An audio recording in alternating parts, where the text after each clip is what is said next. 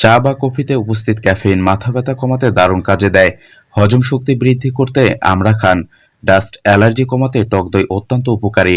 Tension থেকে মুক্তি পেতে ঘরে একাকী বসে না থেকে বন্ধুদের সঙ্গে বের হয়ে পড়ুন। প্রতিদিন গাজর খাওয়ার অভ্যাস করুন, কোষ্ঠকাঠিন্য থেকে মুক্তি মিলবে।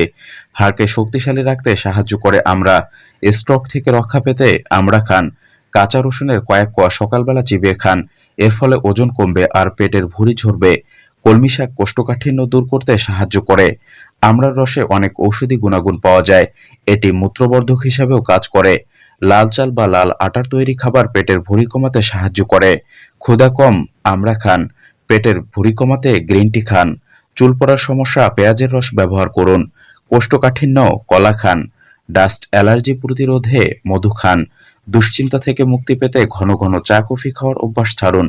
চুলকানি, ঠোঁটের রং বদলানোর মতো সমস্যা দেখা দিলে লিপস্টিক এড়িয়ে চলুন।